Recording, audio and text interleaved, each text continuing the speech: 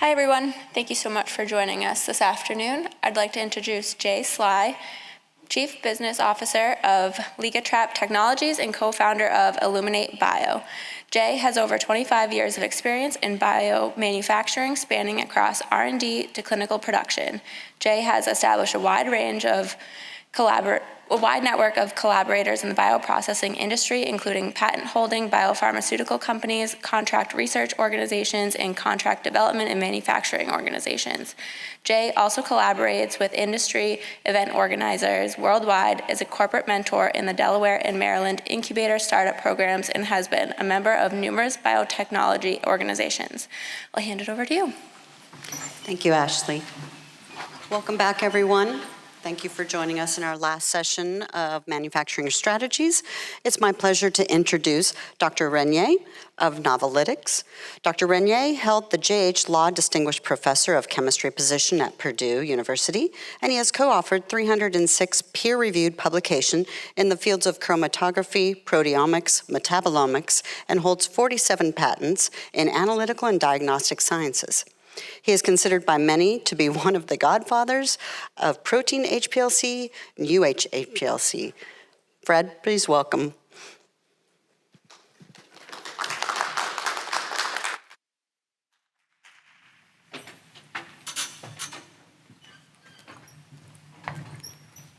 Thank you. I'd like to thank the organizers for giving us this opportunity to discuss some of what we're doing with you. And today I'll try to focus most on critical quality attribute analytics, direct analytics in process monitoring. So we think that like the canary in the mine, there needs to be a canary in the fermenter. And we'd like to be that canary that tells you there's something wrong in the fermenter. The thing we'd like not to do, though, is to have to die in the process. The second thing that I want to point out is that also I hope I can convince you by the end of the talk, as in the ancient African proverb, it takes a village to raise a child. I hope we'll be able to convince you that it shouldn't take a village of analytical chemists in a brand new laboratory with miles and miles of tubing and all to do process monitoring. So I'm going to start out with trying to put some perspective on the whole idea of process monitoring and the way that I did, and I think that a lot of the world used to think about it. And process monitoring in the production of recombinant proteins is about the analysis of proteins. And so back in the era of 1985 or so, the mass spectrometry community learned how to get big molecules, peptides, and nucleic acids into the gas phase with either electrospray or MALDI. And they realized immediately that, my goodness, if we know a peptide sequence, we know what the genomic sequence should be. And if I get a couple of peptides, if I identify the sequence of a couple of peptides out of a protein that has 200 or 300 peptides, I can just go back and look at the genomic database and identify the whole protein. And so that was and that's what made it really the gold standard. And, but actually in process monitoring though, there are some weaknesses of mass spectrometry. One being that it really takes quite a while to prepare a sample. The mass spec does the analysis in milliseconds, but it takes you half a day or a day to get the sample ready with trypsin digestion and all that sort of stuff. And the other thing in process monitoring, you got a very expensive high-resolution mass spectrometer that's supposed to sit in a process environment for 2 weeks and take care of itself unattended, and that's not likely to happen. And of course, another thing that mass spectrometry doesn't do very well is look at conformation, and proteins, it's all about conformation. So that was, or is a little bit of a problem. And one of the things that the mass spectrometry community thought, you know, the world today operates in silos. And the mass spec silo thought that there was one gene, one protein. And so there are thousands of papers in the literature where analytical journals allowed people to publish a paper that if you identified 2 peptides, you identified the protein. So let's look at what the biological community knew. The biological community knew that that was totally false, that in fact you had splice variants of the gene, and in fact you get 5 to 10 different messenger RNAs, and the sequence can be scrambled. There can be deletions and exons and so on and so forth. So you get multiple proteoforms. And in addition to that, you get post-translational modifications in vivo and in vitro. And the in vitro PTMs are primarily responsible for the environment in the fermenter. So that's a problem. And mass spectrometry doesn't address that very well. And another thing that's a problem is if we look at oxidative stress, for example, oxidative stress simply oxidizes a peptide to a carbonyl. And you're really interested then in how many carbonyl groups you have in your protein. And the way you do that is to derivatize with some reagent that you can spot in the mass spectrometer. But here's what that would look like with just these three. Since post-translational modification in a lot of cases in oxidative stress is random, you could have one here, and you could have one here, and one there, and all around the protein. And what you see then is if you tear that protein down and tryptic digest it, each one of these is gonna have a different primary structure sequence. And so you're gonna have to go in and find that in hundreds and thousands of peptides because they're all over the place. But what you want to know, is that what you want to know? Of course not. What you wanted to know is the number of oxidation sites. You wanted the CQA. So it's extremely complicated to do it this way with all these proteoforms. So going on then, is there another way to do this? And I always used to laugh and tell people in classes that I taught that human cells don't have mass spectrometers in them. So how in the world does a cell know how one protein should interact with another protein? Molecular complementarity. They're complementary to each other and they stick together. And in fact, if you look at the interactome literature, you will find that in human cells, there's 650,000 cases of protein-protein interaction through molecular complementarity. Why in the world aren't we using that to do process monitoring where you look directly at a CQA? And it turns out we do that today, and we do it with protein A, we do it with peptides, we do it with all kinds of small molecules. We know that aptamers will do that. We know that with antibodies, you can look at a linear sequence, or you can get another antibody that looks at conformation and so forth. So a technique that's that powerful, and biology, and the reason we exist is because of molecular recognition. We're foolish not to make that a part of PAT. So what does the big picture look like today in process monitoring? And indeed, in process monitoring or QC of monoclonal antibodies, everybody does use affinity selectors, and it's called protein A. And the protein A, after you get it, you do that to get that family of proteoforms out, and then you proceed on down. If you do mass spectrometry, you root it down and trypsin digest it, or you can see CQAs directly by LC, as we know from charge variant analysis and so forth. So going on then, that in most cases today, two-dimensional chromatography is still used. There are two dimensions before you go into mass spectrometry. The first dimension is protein A, and it goes through these 4 steps, and the cycle time would be about 15 minutes to 20 minutes or so under ideal conditions.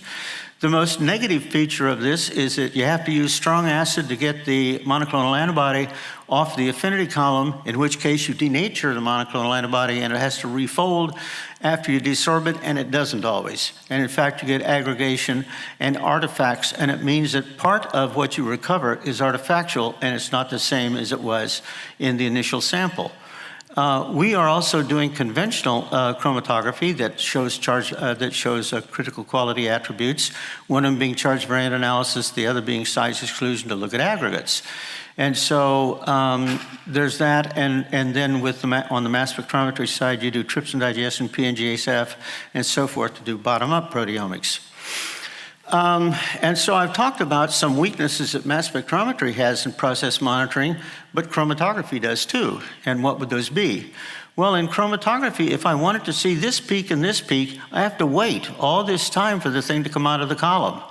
And although it's a beautiful chromatogram, everybody loves a chromatogram that has that kind of resolution in it, but it just takes a long time. And what you'd really like to have is this peak and this peak to come out first. If they came out of the column first, then you could throw everything else away.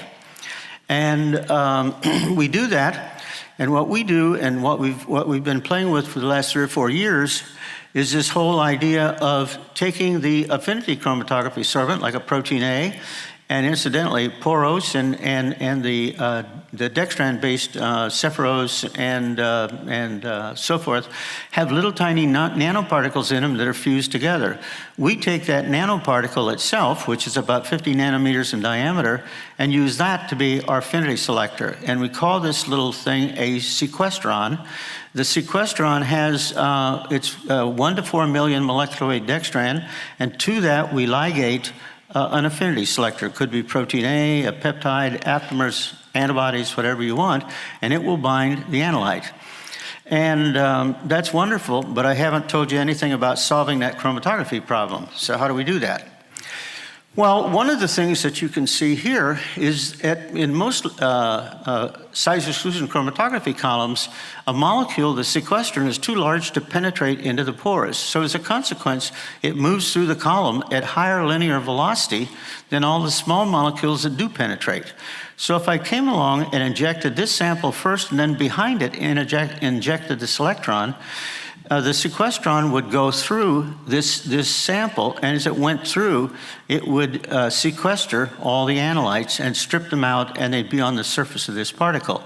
Having done so, that particle moves faster. It's out here in fresh solvent, so it gets washed repetitively as it goes through the column, just as you would do a magnetic particle or a microtiter plate or whatever. And going forward then, we can see what happens when you put that in a size exclusion column. Here's the sequestron with a monoclonal antibody, and here's the calibration standards for a 500 angstrom pore diameter particle. And here is where the monoclonal antibody itself comes out. We overloaded it so we'd see that peak. And if you look at that relative to, and this usually you don't see a peak like that in a sample that's over a protein over 1 million molecular weight.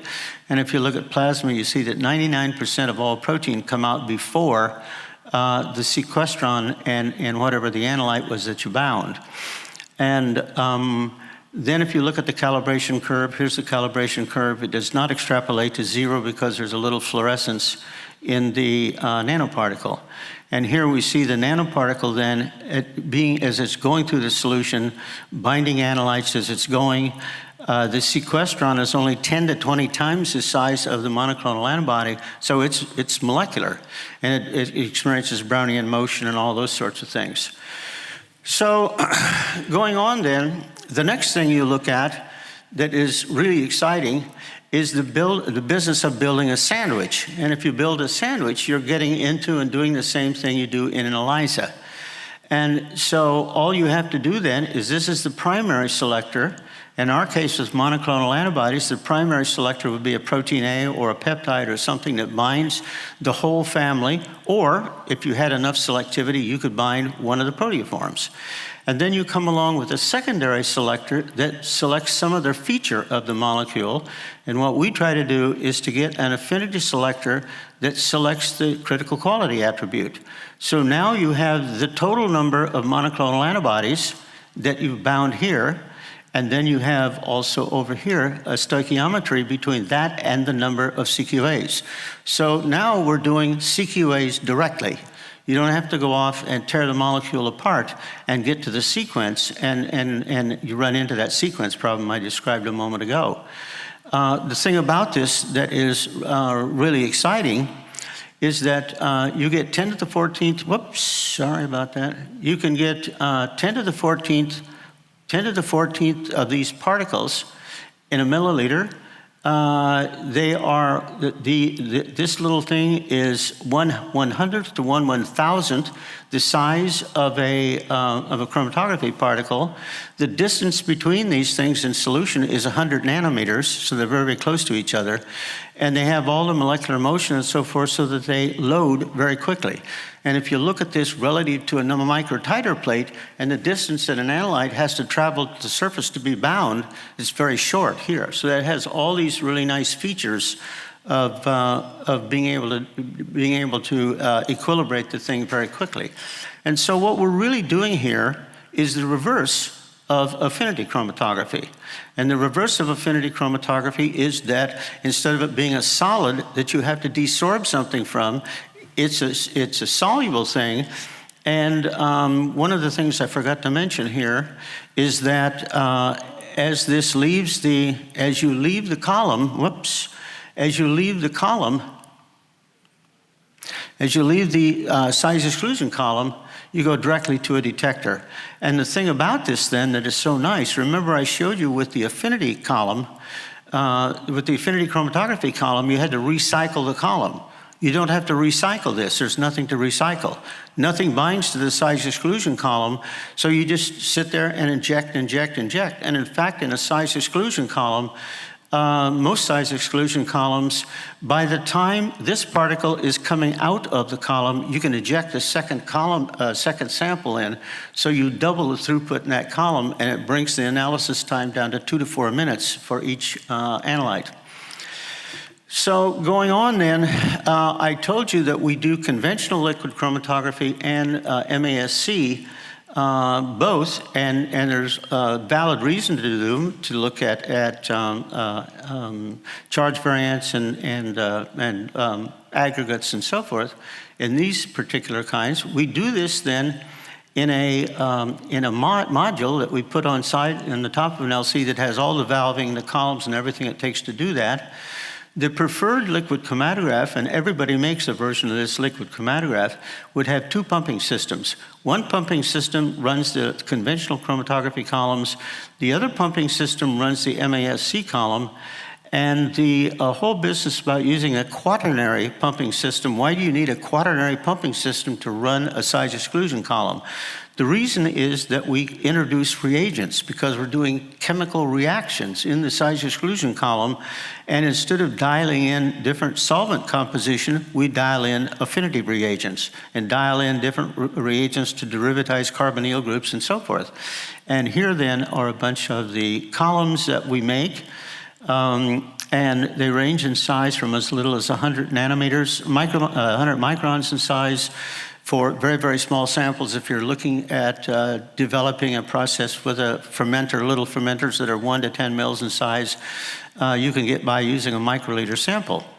Most of the other work we do would be in 2.1 millimeter columns, as long as 30 centimeters in the case of a size exclusion column. So, and incidentally, you can see critical quality attributes directly with hydrophobic interaction with other forms of chromatography, the reason we make all these columns. And we will supply, of course, the sequestron reagents and then all mobile phases. And that's what the system looks like. And although we haven't gotten a system to work for 2 weeks unattended, we have gotten it to work 2 weeks unattended to do size exclusion and ion exchange just by itself. So there's no reason you can't do that. And then one more step that's really important is, remember, I told you, and you know, that there are multiple critical quality attributes that you want to look at in the same sample.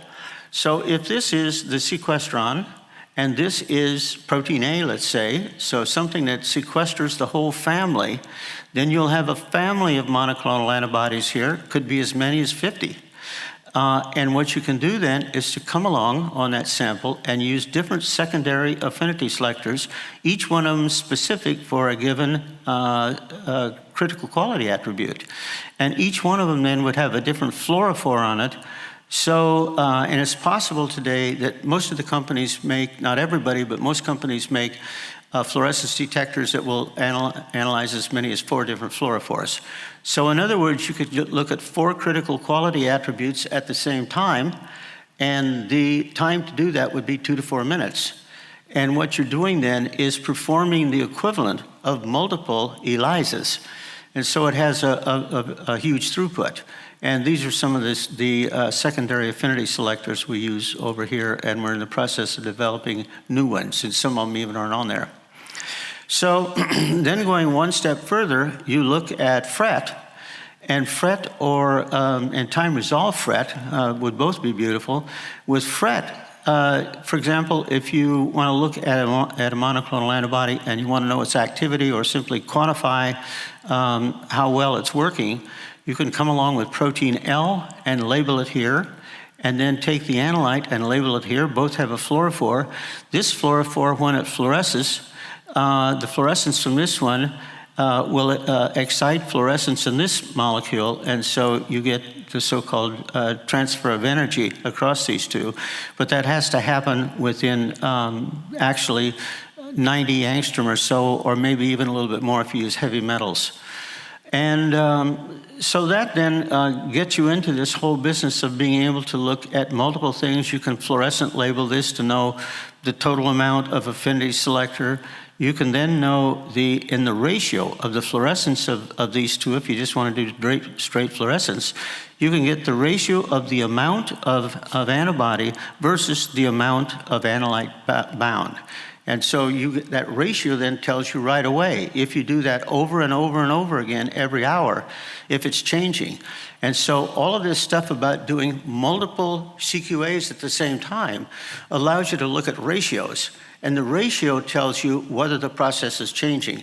You don't have to know the absolute amount, and whatever it was at time 0 or an hour in, you can look at 2 hours, 3 hours, 4 hours, 5 hours to see if the ratio is changing.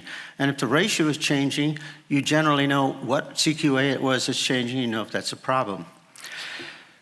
So, in conclusion then, we believe that the sequestron is very complementary in these kinds of assays. These double affinity selection assays are very complementary to top-down, bottom-up proteomics by mass spectrometry or by any other technique that one chooses to use. We also believe that this is a process, this affinity chromatography ELISA-type method is a new addition to process analytical technology that's worth having a look at. And that the other thing is that we can do immunological assays in an LC system. You don't need robotics. And in fact, that you can convert any conventional LC into doing this very easily and very quickly. And last of all, the thing about the MASC PAT technology is it's fast and simple. And that's it. I thank you. Thank you, Fred. Very interesting. Now, you mentioned in your presentation that that technology would be available within the year. Yes. Do you have an idea of when in the next year? No. Okay. And to what degree are we looking at applying it in a research or looking at putting it into a bioprocessing environment? So I'll try to answer those two together. One of the things, the first MASC will probably be with protein A, because everyone uses protein A so much as a selector. But as I pointed out to you, the sequestron can have a bunch of different affinity selectors on it, and we'll look at other ones that look at other kinds of post-translational modification and so forth. So I think we'll obviously bring them out one at a time. The first one will be the protein A. And your second question was when we're going to bring it out. I'm not really sure about that. We don't have a date yet, but we're far along with that technology and far along in using it and making it work. And one of the questions is for us about whether somebody has an instrument set up so that would do it, that they have to have the fluorescence detector and the dual pumping system and so forth. So that's why we like to work with folks in a collaborative basis to see if we can make it work in your lab. And I think we're more interested in seeing about making it work for people than we are about selling it immediately. Money is fine, but if it doesn't work, you're dead. We have some time for other questions. Are there any other questions from the audience? No? Oh, Stefano?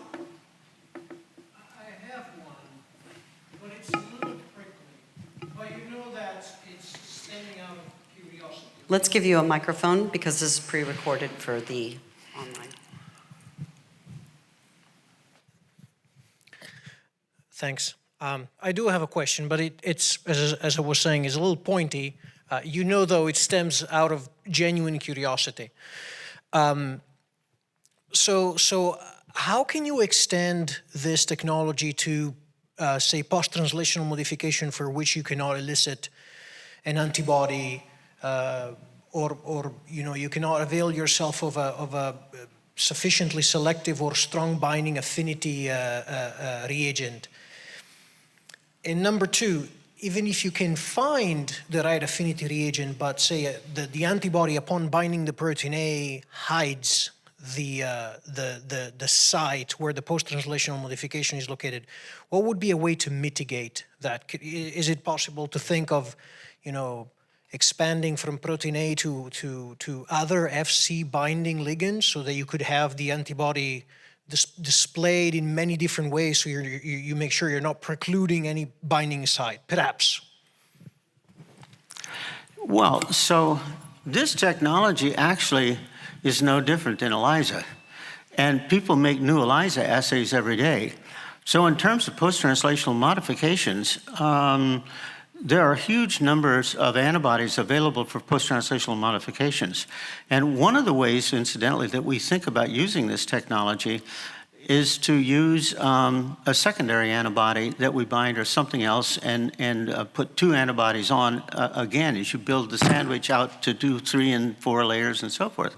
So that's why I said that what we are very interested in is knowing what CQAs people want to do, and that's difficult to find out. For example, methionine is one. And so we'll look at oxidized methionine because it screws up the FC site. And it's difficult to get out of this community what they want. And it doesn't make much sense to make a large amount of sequestering agent for something that nobody wants to do. And so that's one of the reasons we're at this meeting, to try to sort of find out what people want, and so we can make it. And was there another element to your question that I didn't answer? The other part perhaps was,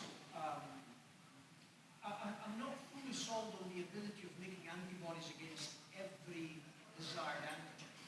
We know, for example, that in CHO ELISA, the coverage is 85%, because there's 15% of proteins that do not cause immunogenic response. You said making antibodies against an antigen. You mean antibodies against every CQA? I'm not sure that is really possible, because not every CQA may have enough immunogenicity to trigger a specific antibody that targets it. That could be true, and then we do it by liquid chromatography. And in fact, if you want to look at it, we can't do this with charge variants, because with charge variants, you look at deamidation, you end up with an aspartic acid. And you can't really get an antibody that would see all those aspartates. And so it turns out, though, fortuitously, in liquid chromatography, you can separate charge variants. And so one of the things I went back and looked into a bunch of papers we did over the years.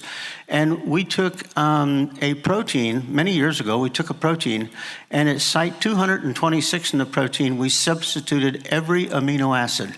Every amino acid we substituted with one of the other amino acids. And if we looked at ion exchange, HIC, IMAC, yeah, those, we could separate all of them from each other with a single amino acid variation. So we made 26 proteoforms that varied at one amino acid, and you can separate them all chromatographically from each other. How much that applies to, and nobody's actually done that with monoclonal antibodies.